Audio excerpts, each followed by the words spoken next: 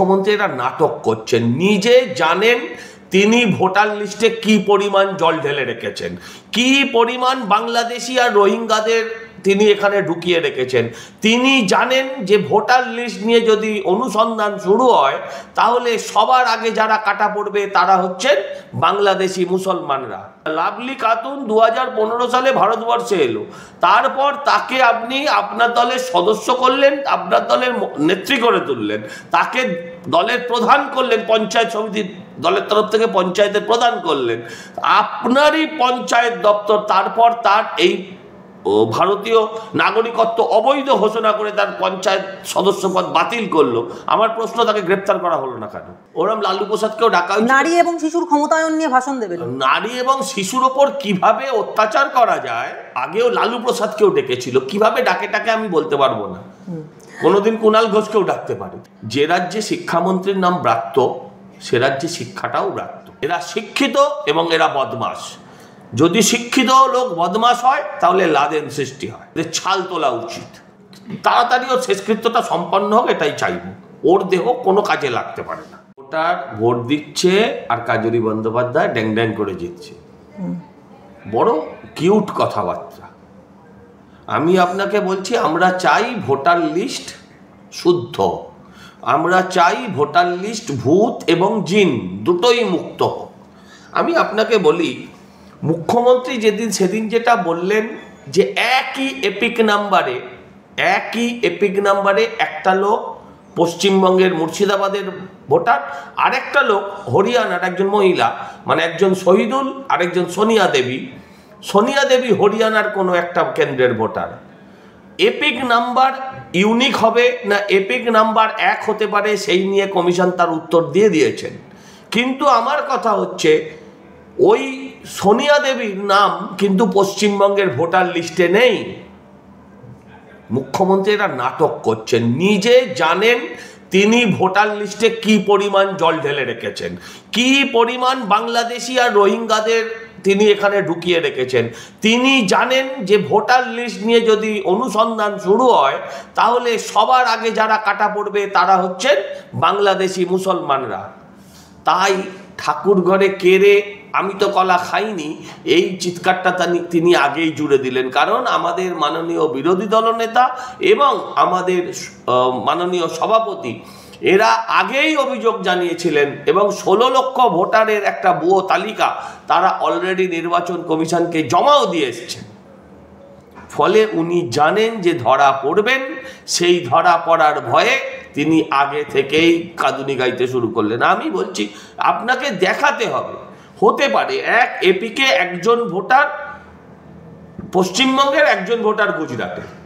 নির্বাচন কমিশন বলেছে কোনো কোনো ক্ষেত্রে এপিক নাম্বার 1 হতে পারে। আপনি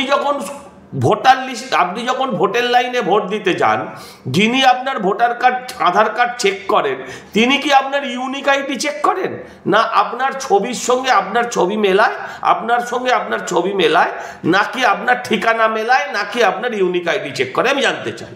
কারণ তারা রাস্তার নাম মেলায়, তারা আপনার বাবার নাম মেলায়, আপনার বাবার নাম জিজ্ঞাসা করে, আপনার বয়স জিজ্ঞাসা করে, আপনার বাড়ির ঠিকানা জিজ্ঞাসা করে। এখন সোনিয়া দেবী যিনি উত্তরপ্রদেশ হরিয়ানার ভোটার, তার হরিয়ানার রাস্তার নাম রয়েছে, হরিয়ানার ঠিকানা রয়েছে, তিনি পশ্চিমবঙ্গে ভোট দিতে যে কি মার খাবে? এগুলো বোকা বোকা কথা। এগুলোই বোকা বোকা কথাগুলো উনি জেনে শুনে ইচ্ছাকৃতভাবে বলছেন।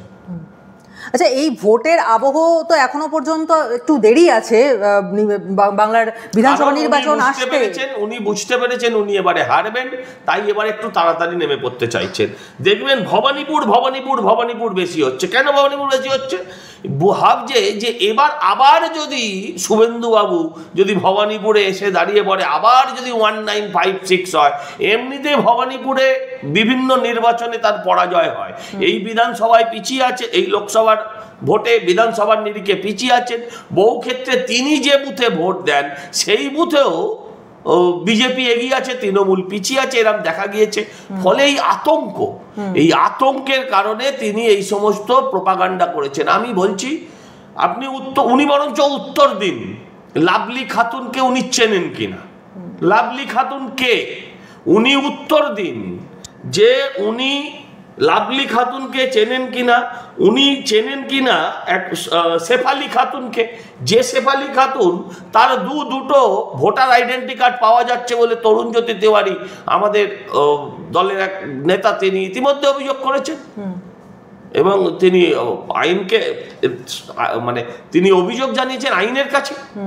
আমার প্রশ্ন হচ্ছে এগুলো চেনেন কিনা? লাভলি খাতুন 2015 সালে ভারতবর্ষে এলো, তারপর তাকে আপনি আপনার দলের সদস্য করলেন, আপনার দলের নেত্রী করে তুললেন, তাকে দলের প্রধান করলেন, পঞ্চায়েত সমিতির দলের তরফ থেকে পঞ্চায়েতের প্রধান করলেন, আপনারই পঞ্চায়েত দপ্তর তারপর তার এই ভারতীয় নাগরিকত্ব অবৈধ ঘোষণা করে তার পঞ্চায়েত সদস্য পদ বাতিল করলো।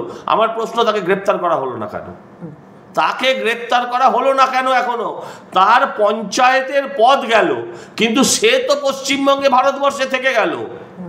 এরম কত লাভলি খাতুনকে আপনি ঢুকিয়েছেন, সেটা যদি মমতাজ বেগম একটু জবাব দেন তাহলে বাংলার মানুষ বাধিত হবে। আসলে ভূত নয়, ভোটার লিস্টে জিন ঢুকে আছে, যেটা বাংলাদেশ এবং রোহিঙ্গাদের নিয়ে এসে মায়ানমার থেকে উনি এখানে ঢুকিয়েছেন। এই যে এক্ষুনি আপনি বললেন, যেটা মানে 73 নম্বর ওয়ার্ড নিয়ে, যেটা নিয়ে খুব জলঘোলা হচ্ছে, যে সেখানে নাকি এবার শুভেন্দু অধিকারী ভোটে দাঁড়াবেন, এবং সেখানে কিন্তু ভাবছেন শুভেন্দুবাবু এসব নিয়ে কিছু বলেননি, উনি আতঙ্কে ভুগছেন। কিন্তু কুণাল ঘোষ বলছেন ভবানীপুরের দিকে যে তাকাবে তার চোখ ঝলসে যাবে। ও বলেছিল, আগেও বলেছিল, নন্দীগ্রাম আমার মেজ বোন, ভবানীপুর আমার বড় বোন, এসব বলেছিল। হ্যাঁ, ঝলসে কে গেছিল, কে ঠাই হয়েছিল, হ্যাঁ, কে মানে কি কার কি হয়েছিল, 1956 কার ঘটেছিল, এটা সবাই জানে।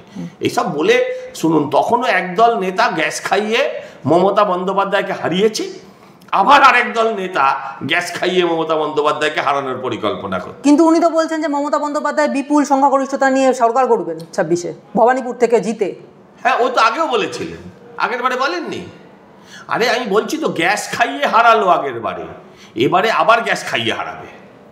মমতা বন্দ্যোপাধ্যায়কে অক্সফোর্ড বিশ্ববিদ্যালয় থেকে ডাকা হয়েছে ভাষণ দেওয়ার জন্য, এবং তিনি 21 তারিখ লালু প্রসাদকেও ডাকা হয়েছিল, লালু প্রসাদকেও ডাকা হয়েছিল, নারী এবং শিশুর ক্ষমতায়ন নিয়ে ভাষণ দেবেন। নারী এবং শিশুর ওপর কিভাবে অত্যাচার করা যায়, হ্যাঁ, নারী এবং শিশুকে কিভাবে শোষণ করা যায়, নারী এবং শিশুদের ওপর যৌন সন্ত্রাস পশ্চিমবঙ্গে কেমন করে হয়, সেটার ওপরে উনি ব্যাখ্যা করবেন। হ্যাঁ, আর এগুলো আগেও লালু প্রসাদকেও ডেকেছিল, কিভাবে ডাকে আমি বলতে পারবো না, কোনোদিন কুণাল ঘোষকেও ডাকতে পারে। তাতে কি করা যাবে, কিসের ওপর ডাকছে, কেন ডাকছে? শুনুন, পৃথিবীতে দুটো শ্রেণীকে মনে রাখে, একজন খুব ভালো, আরেকজন খুব খারাপ। এখন কি কারণে ওরা ডাকছে সেটা আমি বলতে পারবো। সজলদা, যে আরেকটা বিষয়, যেটা যে রাজ্যের শিক্ষামন্ত্রী তিনি গেছিলেন জেইউতে, এবং সেখানে যাওয়ার পর দেখা গেল যে তিনি যখন আক্রান্ত হলেন বা তার গাড়ির তলায় একটি ছাত্র চলে এলো, তারপরে তিনি তার বিবৃতি দেওয়ার সময় বললেন যে আমার ওখানকার যিনি কলিগ অরূপ বিশ্বাস, তাকে বললেই আমি 500 ছেলে ইউনিভার্সিটিতে ঢুকিয়ে দিতে পারতাম, কিন্তু সেটা আমি করিনি। এটা কি শিক্ষামন্ত্রী সুলভ বক্তব্য যে 500 ছেলে ঢুকিয়ে দিতাম? যে না, আমি বলছি এটা একজন শিক্ষামন্ত্রী সুলভ বক্তব্য নয়। যে রাজ্যে শিক্ষামন্ত্রীর নাম ব্রাত্য, সে রাজ্যে শিক্ষাটাও ব্রাত্য, এটা মাথায় রাখতে হবে। আমি আপনাকে বলি, এটাও যেমন একজন শিক্ষামন্ত্রী সুলভ নয়, যাদবপুর বিশ্ববিদ্যালয়ের বুকে যা ঘটনা বরংবার ঘটে চলেছে, বারবার ঘটে চলেছে, সেটাও কিন্তু ছাত্র সুলভ বা যাদবপুরের যে গরিমা, সেই গরিমাকে কালিমা লিপ্ত করে। এটা হচ্ছে, পুরো ঘটনাটা হচ্ছে মমতা ব্যানার্জি প্রযোজিত, মোহাম্মদ সেলিম নির্দেশিত, ব্রাত্য বসু অভিনীত যত কাণ্ড যাদবপুর। এটা হচ্ছে পুরো সাজানো নাটক। এখন অব্দি কজন গ্রেপ্তার হলো আপনি বলুন? এটা যদি বিজেপির লোকেরা করতো, এতক্ষণে আমার যেমন দরজা ভেঙে টেনে নিয়ে গেছিল, এরকম সব ছেলেদের দরজা ভেঙে ভেঙে টেনে টেনে নিয়ে যেত। আমি বলতে চাই, আপনি আমাকে বলুন, এতক্ষণে একজন মাত্র গ্রেপ্তার হয়েছে কেন? কারণ এটা একটা সেটিং, এটা একটা হচ্ছে বাম এবং তৃণমূল ঐক্য দীর্ঘজীবী হোক এই আন্দোলন। এই আন্দোলনের মধ্যে দিয়ে এরাই, এই যাদবপুর পার্টি অতীতে ওখান থেকেই শুরু করেছিলেন no vote to BJP. No vote to BJP মানে কি? Vote to Trinamool. সেটা অ্যাপ্লাইড না, সেটা ইমপ্লাইড, মানুষ বুঝে যাবে। ঠিক সেই রকম আরেকটা পরিকল্পনা করে আবার মরা সিপিএমকে তুলে আনার যে চেষ্টা, মরা গাঙে জোয়ার আনার চেষ্টা, যদি তৃণমূল বিরোধী ভোট সেটা যদি সবটা বিজেপির অ্যাকাউন্টে চলে যায় তাহলে তৃণমূলের ভরাডুবি হবে। সেই তৃণমূলকে বাঁচাতে মোহাম্মদ সেলিম নেমে পড়েছেন ইন্দ্রানুজদের জন্য। ইন্দ্রানুজের বিরুদ্ধে যে মামলাগুলো দায়ের করা হয়েছে আমি সেই মামলার নিন্দা করছি। ইন্দ্রানুজদের, যেখান থেকে বলছিলাম, ইন্দ্রানুজ যে ধরনের পোস্ট করে এখন, যেগুলো আমাদের চোখের সামনে আসছে, তাতে মনে হয় যে ওদের বিরুদ্ধে রাষ্ট্রদ্রোহিতার মামলা করা উচিত ছিল, কিন্তু ওর বিরুদ্ধে ছিনতাই কিংবা মলেস্টেশনের কোনো অভিযোগ আনাটা আমি সমর্থন করি না। যে ইন্দ্রানুজ বুদ্ধদেব ভট্টাচার্যকে কুকুরের সঙ্গে তুলনা করে, মাওবাদী মনোভাবাপন্ন, সে মাওবাদী ছাড়ুন না, মাওবাদী কোনো বাদ হতে পারে, মাও একটা বাদ, সেটা হতে পারে, সেটা নিয়ে অন্য। কিন্তু মোহাম্মদ সেলিম যে দলের নেতা, সেই দলের প্রয়াত মুখ্যমন্ত্রী, সেই দলের প্রয়াত নেতা বুদ্ধদেব ভট্টাচার্য সারা পশ্চিমবঙ্গে কল্যাণের মতন একটা অপদার্থ মালো, যাকে এই কথাটা বলতে পারিনি, সেই ইন্দ্রানুজ তাকে কুকুরের সঙ্গে তুলনা করেছে। সেই ইন্দ্রানুজকে দেখতে গেছে মোহাম্মদ সেলিম। খেলাটা বুঝতে পারছেন? না, মানে বিষয়টা হচ্ছে যে যাদবপুর যেন একটা মানে দুর্গ হয়েছে দেশের মধ্যে, আর একটা দেশ যেখানে সারা এটা জেএনইউ তো ছিল, সারা দেশে অন্যান্য, এগুলো আমি বলছি, এগুলোই অতিবাম মানসিকতার লোকেদের। এরা শিক্ষিত কিন্তু এরা বদমাশ, এরা শিক্ষিত এবং এরা বদমাশ। যদি শিক্ষিত লোক বদমাশ হয় তাহলে লাদেন সৃষ্টি হয়, শিক্ষিত লোক বদমাশ হলে তারা লাদেন সৃষ্টি হয়। তাই সৃষ্টির আগেই এদেরকে সাইজ করা উচিত। না মানে কিন্তু অন্যান্য যে সমস্ত ইউনিভার্সিটি বা কলেজ আছে যেখানে সিসিটিভি লাগে, আমি আপনাকে বলছি, জেএনইউতে আপনি গিয়ে দেখুন, সেখানে ওই মাদনামি চলতো, এখন আর সেখানে শান্তির পরিবেশ বিরাজ করছে, এখন আর সেখানে সমস্যা নেই, এখানেও থাকবে না। একটা 17-18 বছরের ছেলে যার স্বপ্নের দ্বীপটা অকালে নিভে গেল, আমরা জানতে চাই কি শাস্তি পেয়েছে অপরাধীরা, কি শাস্তি পেল? আপনারা বলুন, সারা দেশে এরাই আরজি করে এসে আন্দোলন করার সময় বলে সিসিটিভি চাই, আর নিজের কলেজে ঢুকলে সিসিটিভি নাকি রক্তচক্ষু, সিসিটিভি রক্তচক্ষু। এদের ছাল তোলা উচিত। রাম মন্দিরে বড়সড় নাশকতার ছক ছিল, গ্রেনেড দিয়ে উড়িয়ে দেওয়া হতো মন্দির, তবে পরিকল্পনা সফল হওয়ার আগেই সন্দেহভাজনকে গ্রেফতার করলো অ্যান্টি টেররিজম স্কোয়াড। কি বলবেন? এইসব লোককেও উড়িয়ে দেওয়া উচিত, এইসব লোককেও উড়িয়ে দেওয়া উচিত। এরা ভারতবর্ষের স্থিতিশীলতাকে নষ্ট করতে চায়। রাম মন্দিরে যদি আক্রমণ হতো, পুরো আজকে ভারতবর্ষ জুড়ে একটা মানে সাম্প্রদায়িক অস্থিরতার সৃষ্টি হতো।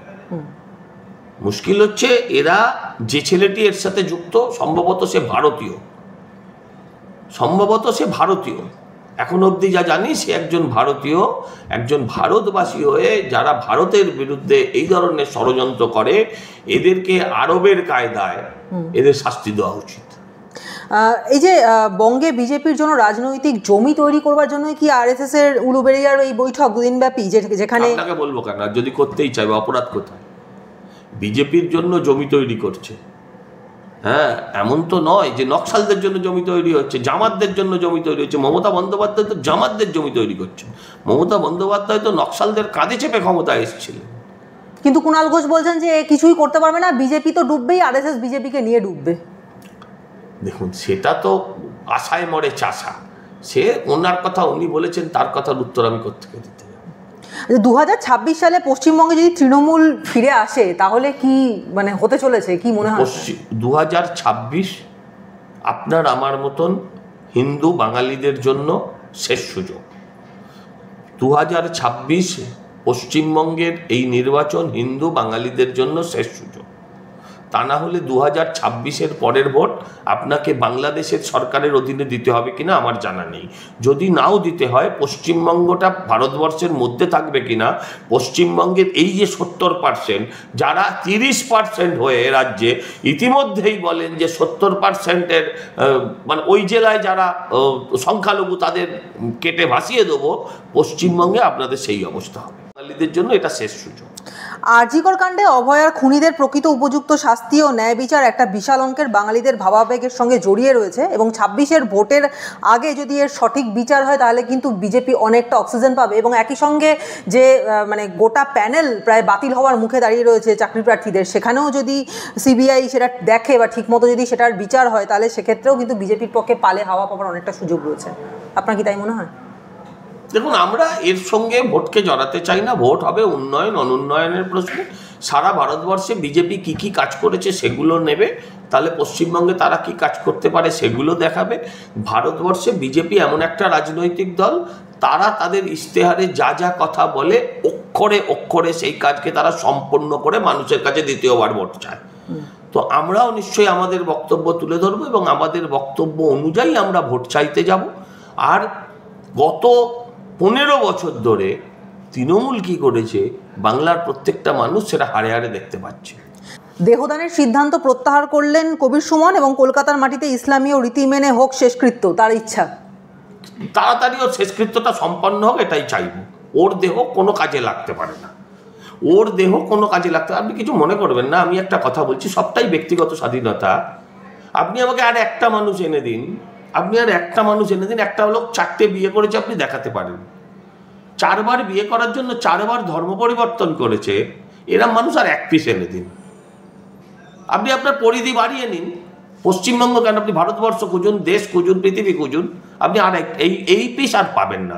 ওনার যখন শেষকৃত্য কোথায় কবরস্থানে হওয়ার ইচ্ছে, আমি চাই সেটা তাড়াতাড়ি সুষ্ঠুভাবে সম্পন্ন হোক।